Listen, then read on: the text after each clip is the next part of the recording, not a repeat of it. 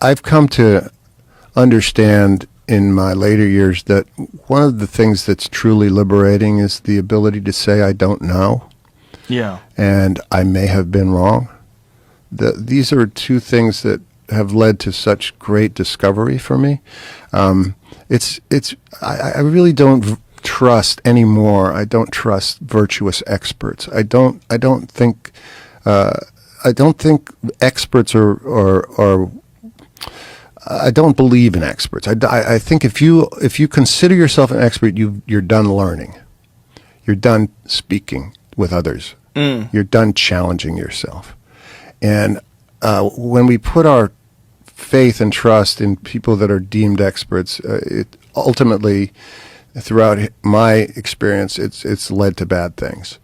The experts that talked about weapons of mass destruction, the experts that talk about various things that have led us to violent altercations throughout the world. I don't trust them anymore. I trust the idea that there are many sides to a story, and that there is there's a lot to be gained from having dialogue with people you disagree with. Absolutely. I mean, there are experts in some fields, and we do need them. It is important. Like, if you want information about the Large Hadron Collider, you don't understand, like, what are you guys doing over there? Like, you need to talk to someone who actually understands it, who's an expert on particle colliders. And it takes a long time to develop that sort of knowledge base and have an understanding of what they're actually trying to accomplish. What is the Higgs boson? What was this particle that... It's a part of the what? It's the earliest stages of the universe. Well, okay. You're going to measure it? I'll be in the bar. It exists for a quarter of a second or something like that? What are you guys doing? Yeah, well, but the problem is, like, to bring it back to COVID, one of the things that Fauci said that was so wild, he said, when you are criticizing Anthony Fauci, you're criticizing science. Yeah. Well, that is just the fact that he felt so confident that he could say that is such a crazy thing to say. And then science became like an object. It became a religion. Well, science is supposed to be data. It's supposed to be measuring data, and it's supposed to never be settled. And it's always supposed to have a bunch of people from various positions of viewing down this thing, analyzing it with new studies, new data, new tests, new hypothesis, working out and communicating with each other. It's not supposed to be a brick. Like, right. Like, this is a brick. If you question the brick, like, no, this is a fucking fluid thing that exists only if you allow people to ask questions.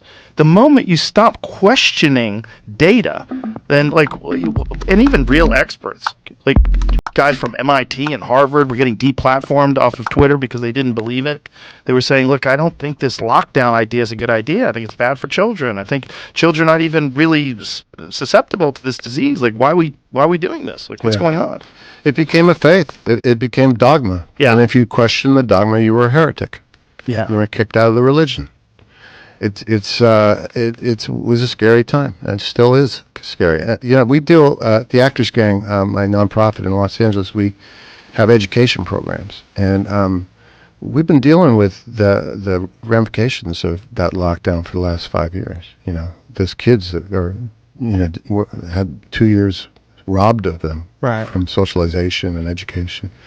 And that was your senior year of high school. Oh too? my God! Fuck. And we're dealing with the after effects of that, and gratefully, the kind of work we do brings them out again, and gets them expressing emotions, making eye contact, having experiences with other children, and that are productive. And the good news is you can get out of that funk, but it was really scary to see those kids walk in to classes after that lockdown, because they wouldn't make eye contact, looking at the floor, kind of desocialized and traumatized, and it was really scary. Critical development time for them.